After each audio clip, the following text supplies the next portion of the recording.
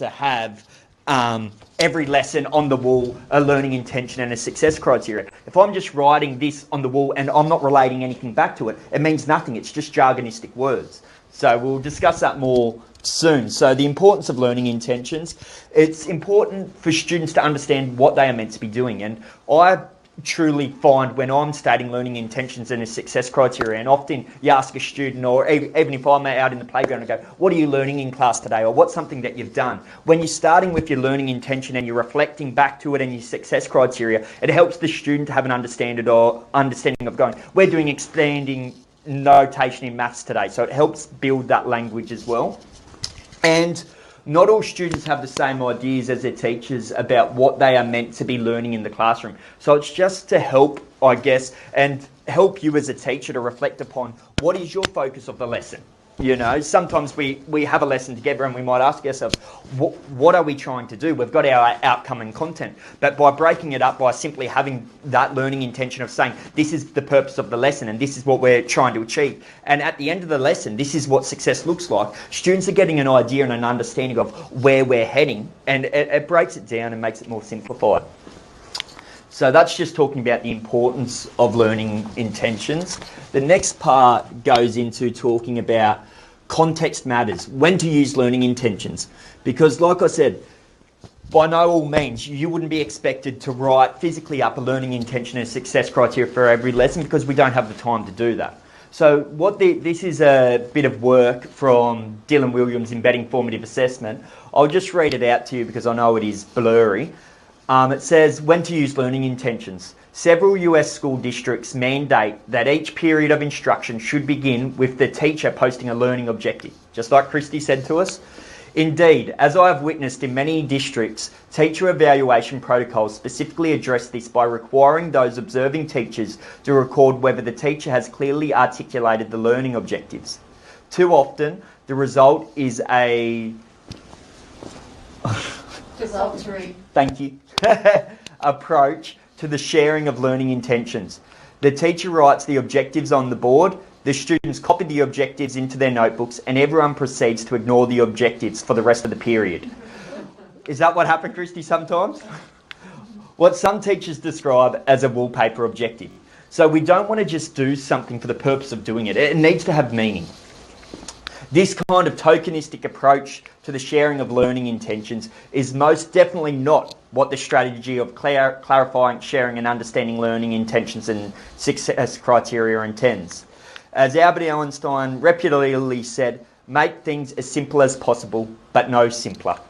And then it just talks a little bit more into that. So the point that it highlights there, that it skipped off the page, that it needs to be meaningful. If we're going to set a learning intention of, say, in Vivian's PDH lesson, where we're going to be investigating how much sugar is in this, we're stating straight away, we're making it explicit to the students today what we're doing. It's not about making it into sentences. It's got to be short and sharp. Today we're going to be looking at how to use adjectives in our writing, okay? And then this is where we're going to discuss further about that. But then our success criteria is what a good one looks like, which we're going to discuss more in depth shortly. Is it needed for the purpose of the learning? Say I might be doing a unit of work with my stage. We are focusing on light and sound in our science unit, and I don't want to tell them what success criteria looks like. I might want to just pose them with a question for that lesson to drive and see where they get to. So you've got to think about, is it needed for the purpose of the lesson? And can our learning intentions sometimes be created jointly with the students? And that's called co-construction. And this assists with students owning the learning and having a deeper understanding.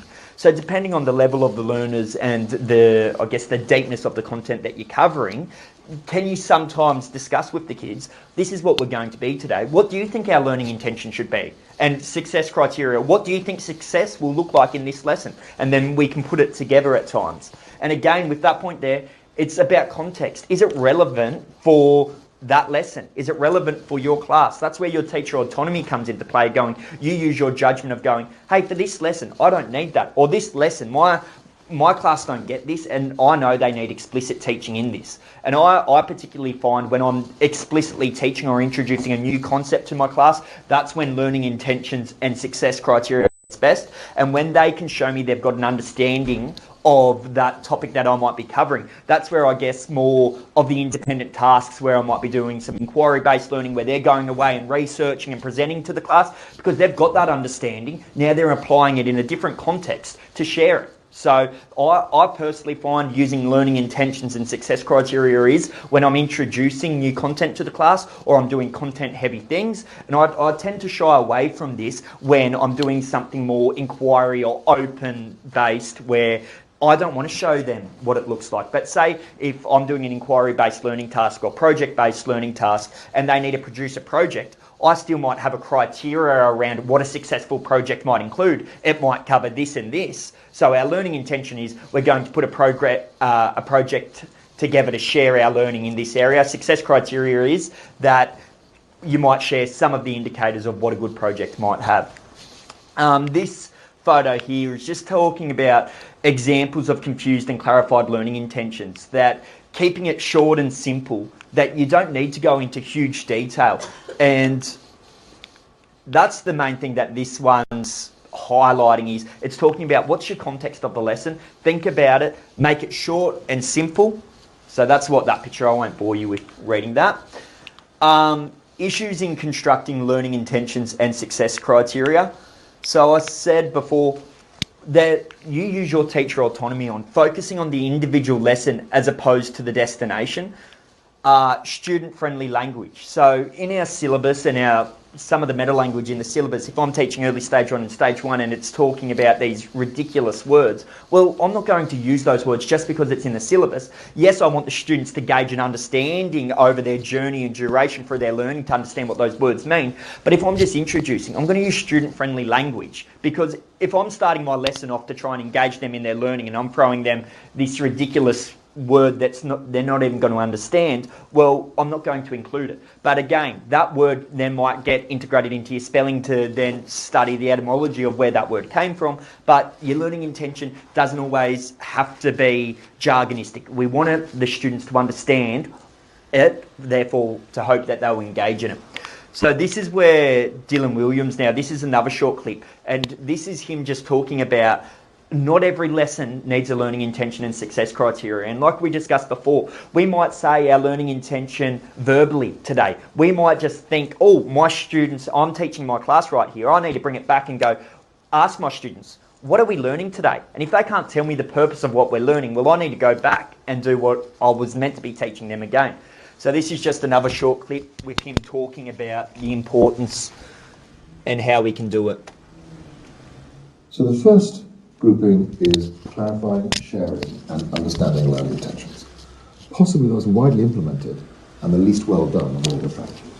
In many districts now there is a policy that there must be a learning objective, learning intentions every lesson, written by the teacher up on the board, copied by the students into their notebooks, and subsequently ignored for the rest of the lesson.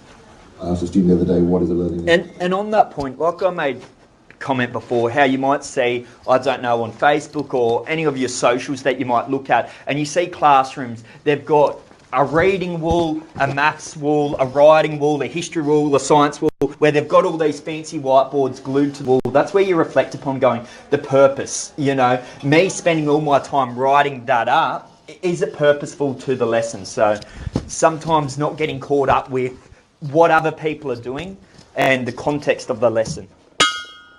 Intention, he said, is what we copy into our notebooks at the beginning of our lessons when we're talking to our friends. Now, of course, students do need to know what they're learning. I'm personally embarrassed by how much time I spend teaching students without actually telling them where we're going. And it's kind of obvious, really, isn't it? If the students know where we're headed, we have more chance of arriving at the destination.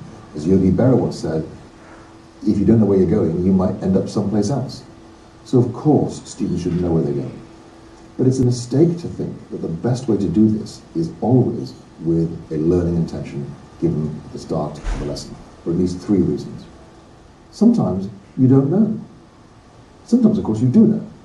If you're teaching high school students to balance chemical equations, then your goal is to get every single student at the same point. And if a student is heading off in a different direction, you say, no, that's incorrect, you need to do it this way.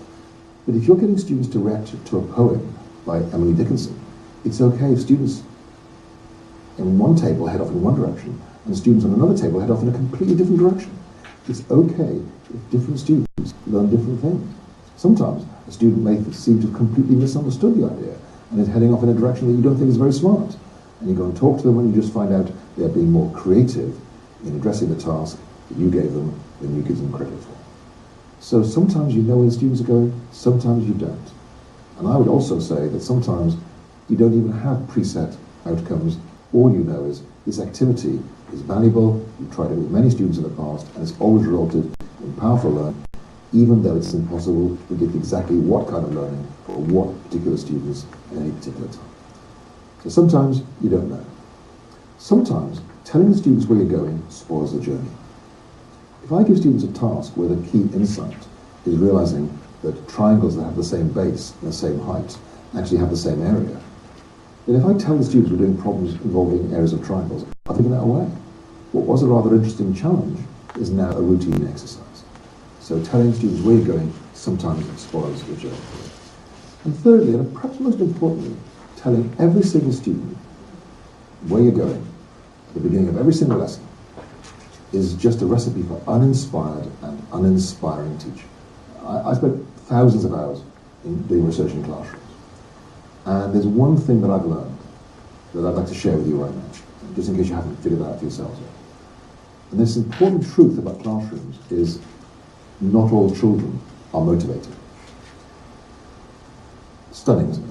And yet it's important, you see, because if all our students were motivated, we could post up any old learning objective and we'd get away with it. Because our students would come into our classroom saying, Mr. William, I'm just desperate to learn something today. I don't care what it is, I just need to learn something. You post up the objective and you say, wonderful, as long as I learn that today, today will be a good day. But that's not the reality that any teacher I know faces. Our students need to be engaged and enthused, and that's the skill of really creative teachers, to take these Common Core state standards and to translate them into exciting, innovative, engaging activities for young people.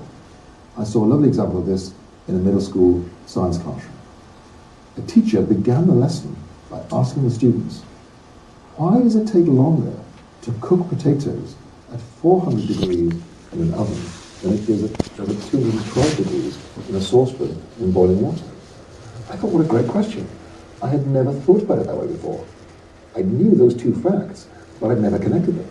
And the important point is that teacher had a clear learning objective in mind, and he actually shared it with the students about 20 minutes into the lesson, that he judged that the best way to start the lesson was not with a learning objective. He thought the best way to start the lesson was to engage the students in an interesting and engaging discussion. Any feedback or thoughts about that? I'd like to know why potatoes take longer. And I guess the big thing that he was talking about in there, and like I was discussing before, is again just saying that not every lesson needs to have a learning intention and a success criteria, but it's important to always remember that you have an objective for every lesson that you do, and how you reach that objective. It might be through a learning intention and a success criteria, or you might know your students and how they learn, and it might be through a different approach. It's just about being aware and always having an objective in mind. So we're going to discuss now some practical techniques of what you could try in your classroom. So I'm just going to take you through some now. So the first thing that I want to talk about, and these are techniques suggested by Dylan William. So he talks about model papers. So using student sample papers to exemplify excellent work. So what a good one looks like. And then the WALT, the WIF, and the TIB. So I've combined, and I haven't created this. This has been done by many people, but basically creating the model papers and using the WALT, the WILF, and this is because to model, and this is something that I just have on my whiteboard in my classroom or a space around my classroom, depending on what you have free. And it's something, so if it was on my whiteboard, I could just have a whiteboard marker and simply write under it. If you don't have the whiteboard in your room, again, you could just have it out like I have and just had a piece of paper where I can just rip it down and blue tack it back up. So I've created an example for you. So say I'm doing a writing lesson with my early stage 1 class today, or with my stage 1, whatever stage class. This is So we are learning to write a simple procedure. So the class straight away knows, obviously this wouldn't be my starting class with them because they mightn't have an understanding of what a procedure is. So this wouldn't, I'm not saying this would be my first lesson on a procedure. This could be midway through my teaching of what a procedure is. So we are learning to write a simple procedure. What I'm looking for is that the steps are in correct order. And again, I could have had here steps in chronological order. But again, I think about my audience, steps in correct order is easier for them to understand. We're going to create a basic procedure using words and or pictures and the use of verbs. This is because we want to tell our audience how to make a banana milkshake, what a good one looks like, so they can see straight away where they're heading on their journey. So when I'm sitting with my class, and like I said, mightn't always be relevant depending on the needs of the class and at the time, but they can see what a good one looks like. I know this isn't blown up and easy for you to see, but then I would be able to highlight with students, wow, I really like the way that they've done this, or it is great how they've got that. So me as a student straight away knows for the whole outcome of the lesson, sorry Liz, is I know where we're going. You know, I know my work might look exactly like that, but I know as a student what I'm going to be trying to achieve. So the use of the what, the will, the this is because, and the what a good one looks like. Again, you use your teacher autonomy over when you think that would be appropriate to do. Is that relevant for your history lesson, a science lesson? Again, that's where you use your teacher judgment of when you want to make it explicitly known to the students in your class what you're going to be covering today. So again, that's not something that I would do for every single lesson I do. I'd use my judgment and about my knowledge of how my students learn to make that judgment. So what I've created for each of you, and I've got extras, is just something for you to take away. I apologise I didn't cut out and laminate yours, but you can use it.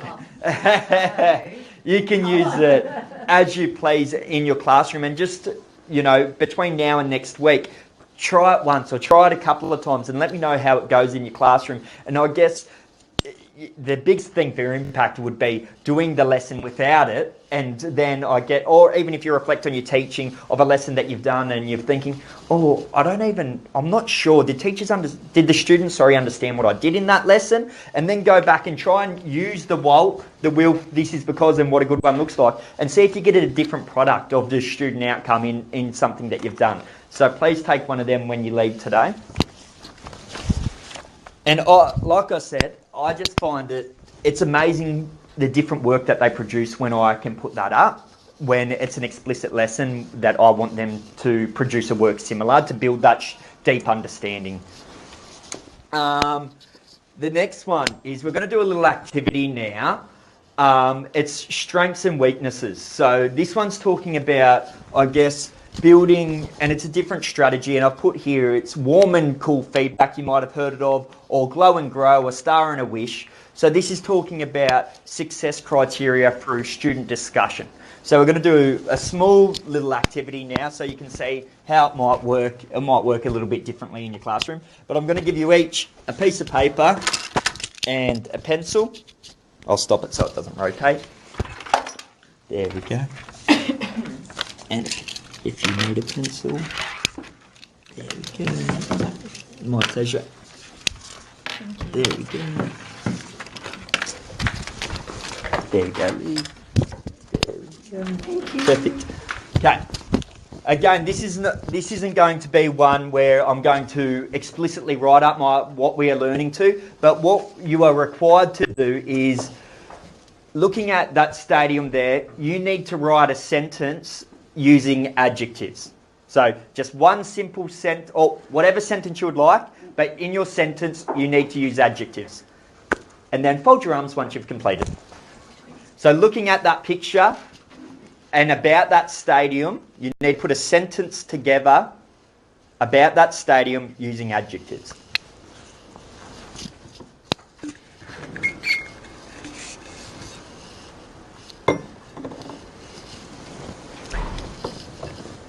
And you can create whatever type of sentence you would like. But what I'm looking for is that there's adjectives in that sentence.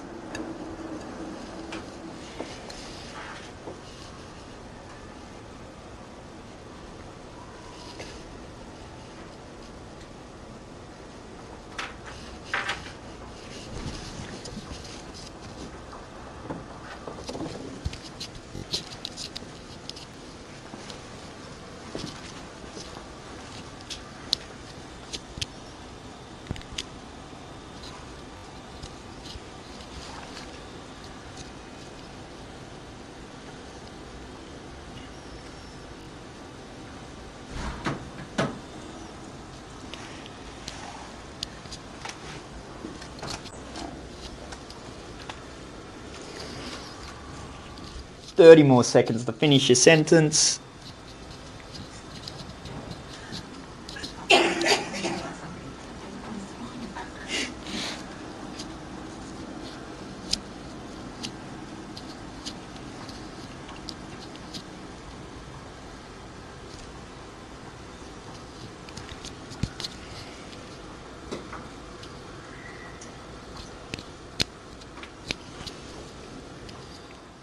Alrighty. So we've done this activity, and this activity can be done with any learning activity that you do in your classroom. This is just an example of a simple one that we can put together now. So we're going to use, the purpose of this is looking at strengths and weaknesses in the work that the student has produced. So whatever you want to call it, whether it's a warm and cool feedback, a glow and a grow, or a star and a wish, the meaning of it is warm feedback is something you liked about the work. Cool feedback is constructive feedback, because too often you might be in a classroom and you might hear someone say, good job, or good boy, or good girl. But what did they do good about their work? So the purpose of this is about the teacher and the students themselves identifying and using language. Well, why did I do a good job? So making the feedback specific. So again, with glow, a glow is something that they did well, grow is something that they can do to work upon. And if I was going to do this with my students, whatever language that I want to use, warm and cool feedback, I'd have to have a discussion with my students about what warm feedback is and what cool feedback is, and have that conversation. So this activity now is, what I would do is, the students have looked at their work, and now as a routine in my classroom is that I'd get this timer up, and this would be at the end of the learning task of when they've produced their work. I get this up, and what you're going to do now, before you even worry about your work and I give you feedback about your work, you're each going to take a post-it note and you're going to walk to someone else's work around the classroom, and we're going to use warm and cool. So you can write warm, semicolon, what do you like about their work? And then cool, what's something that you notice in their work that they could improve on? What's something that you personally think that you see in their work that they could improve on? So warm, what's something they did well in their sentence about adjectives? Cool, what's something that they could improve on in their sentence? Okay, you don't, just with a focus on adjectives, but you might notice a different gap. That the learning goal, yes, we were talking about adjectives, but in their sentence you might have noticed something different that they could improve on.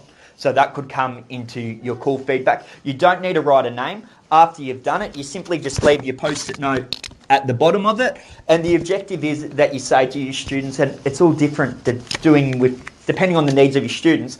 I set a 3-minute timer, and I say, obviously, different classes, different expectations. You don't just go to your best friend's work. Benny, I want you to go think about someone's work that you wouldn't normally go to. Or you don't look back at your work and worry who's at your work. It doesn't matter, because it's about the feedback that we're using. And again, that takes time with your class. So again, that's just building those expectations. So we're going to set the timer. You don't write your name on it. You find someone's work. You come get a post-it note, and you try and do as many people's work in that 3 minutes. And again, with my class, I would build in the expectations of what quality warm feedback is. What's quality cool feedback? So we'll start our 3 minutes. Come get a post-it note. And at the end of the 3 minutes, the expectation is you're sitting back down and again, depending on how your kids work, you might have relaxing music playing in that 3 minutes, depending upon the needs of your class. Have you tried this with stage 1? Yes. That's all right. Again, it's about building in the quality. Obviously, the quality of that warm feedback would be different, and the level of it.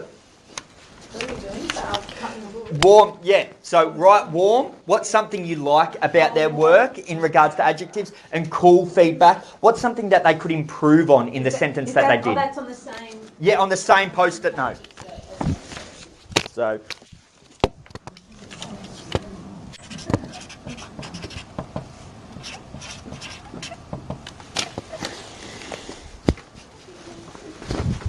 Start out. Said warm something there. Yeah, And yeah. then- Something I struggle with was, like, I'm reading a sentence that's great. Yeah. Well, is there always construction?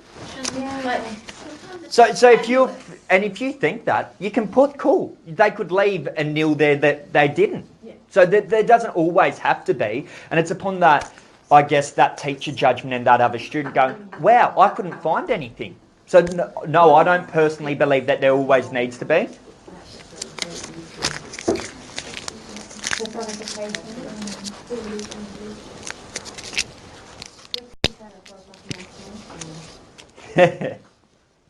I've got a stamp that's got 2 stars and a wish on it. Perfect. Very tiny little stars, Yeah. but it does give you enough space to write 2 good things. I have that, and I used to go around and stamp it on every book and make the kids go and fill one in, like on Perfect. stage 2. And we had star wish I wall used where to they be fighting could, about pencils quality in mine feedback and would go up on the wall. Perfect. They could borrow We wouldn't someone be able to go else's. to any That's place. awesome. Another great idea. And Tim would Tom would tell everyone how horrible. So pull something to help.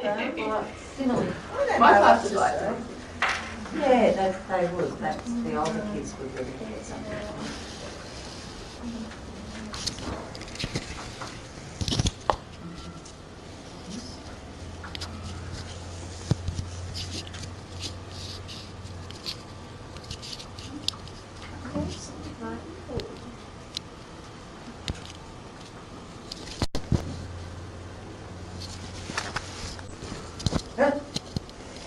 I'm not very good at giving construction. So you're learning. You're not good yet. The power of yet, Vicky. The power of yet. You're not good yet. Yes. Oh, okay. And it takes time. Yes, That's but you're right, because it's something you haven't done, and that's what I mean. I find it easier to do to children Yeah. than I would to peers. Yeah. Because I feel like I'm nitpicking. Yeah, no, that's I right. feel like I'm certainly no expert. And that's what how some of the students might feel as well. So it's about feeling yourself as the teacher. Well, Oh, I thought it was evacuation. alrighty, so you can go back to your normal seat. Put something with you, really. That made my class cry. That noise. They didn't like it.